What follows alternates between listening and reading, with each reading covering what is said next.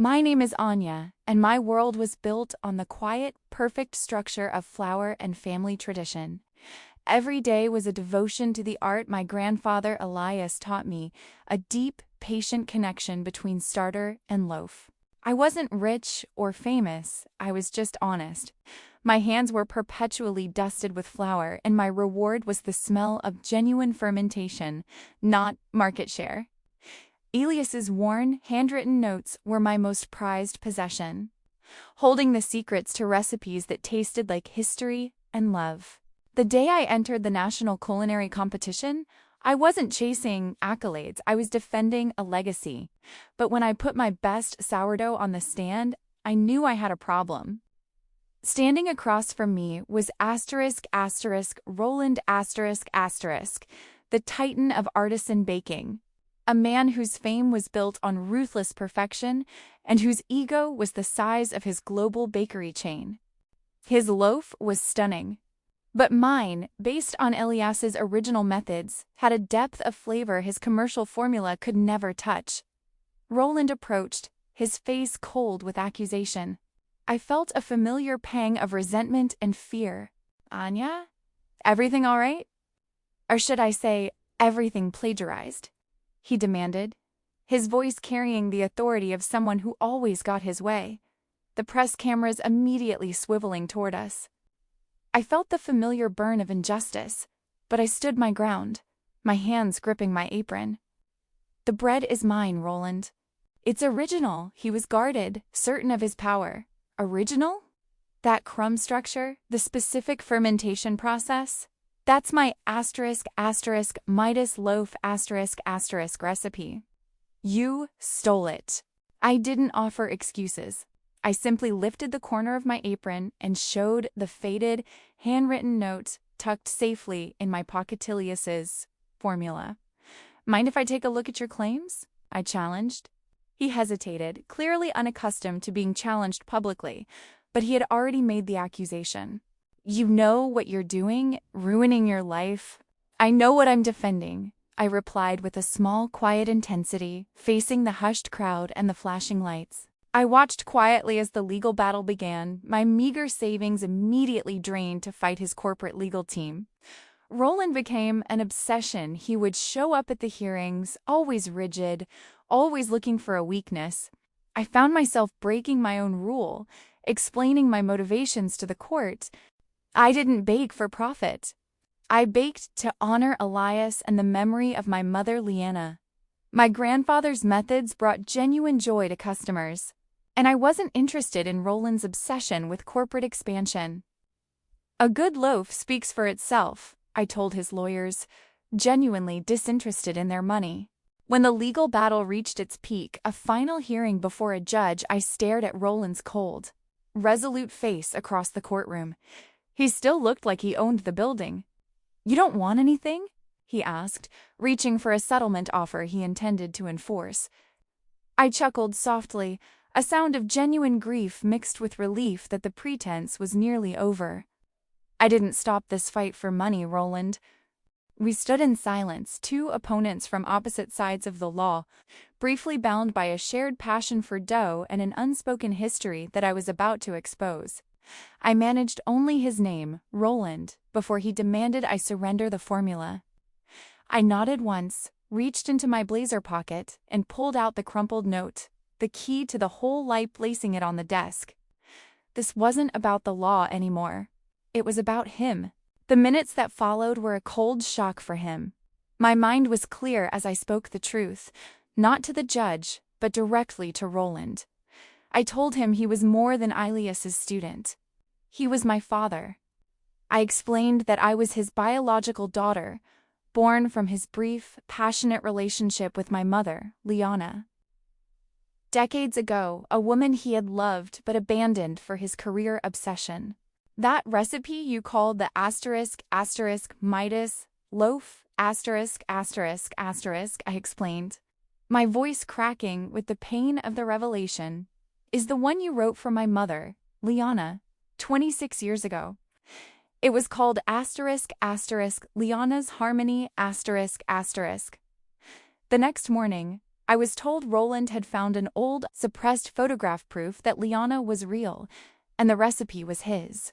He immediately tasked his personal investigator with the impossible, confirming my story and finding my mother. I knew it was shattering for him, but for me, a part that had been yearning for a father had been given a final, agonizing nourishment. I just needed him to understand the recipe's true meaning. After 2 days of relentless, painful digging, Roland's investigator returned with the simple truth. The dates, the stories, and the biological match were absolute. The stolen recipe was the original, warmer version of his current commercial formula, a recipe he had altered over the years to be more shelf-stable and profitable, losing its soul in the process. He didn't know how to apologize, only that my courage had forced this truth. He had spent years dealing with cold numbers, but this simple act of biological truth was his reckoning. He found us at our small, welcoming bakery far from the rush of the city. Liana was decorating a cake outside the shop when he called her name. She turned, icing bag in hand, recognizing his face instantly. "Roland," she asked, utterly unsurprised. "I'm sorry to show up like this," he said, a rare note of genuine brokenness in his voice. "I came because I need to talk about Ianya, our daughter." Liana was silent but listened as he spoke from a place of genuine humility, revealing the brutal legal battle and the final, shocking revelation. "I haven't been able to forget what I did," he confessed, not just accusing her of theft, but abandoning her mother years ago. Its stolen recipe was just a symbol of the love I discarded for ambition. That's the real theft. He looked at Liana's deep, steady eyes, and he asked the pivotal question, "How can I ever make this right?" Liana hesitated, trapped between old pain and new hope. "I don't know if it matters, Roland.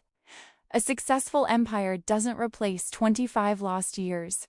That's when he extended his hand. Not with a check for damages, but with the quiet recognition of a father. It wasn't about ownership. He didn't believe in that anymore. It was an invitation, a formal offer to close the legal battle, to share the intellectual property of the original recipe with us, and to establish a joint foundation focused on authentic baking mentorship. We needed to celebrate the original formula, which saw the world through the unpolished lens of true love. Liana took his hand and he gave her the final, honest message. "You both saw me as a person blinded by success. I see you now as the only way back to my true self.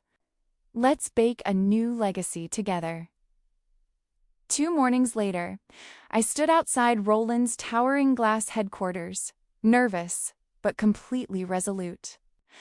I was wearing a new, clean baker's apron, but I kept my head high. He welcomed me warmly, telling me, "It's not business. It's the truth. You have her talent and my ambition. I saw it the moment you challenged me in court. I needed your courage and your mother's original recipe to reshape my company and ensure our bread was grounded in heart, not just profit." The weeks that followed were a challenge for his company, filled with painful personnel changes and complex legal restructuring. But Liana and I stayed close, asked honest questions, and slowly, our gentle, grounded perspective began to infuse his corporate world.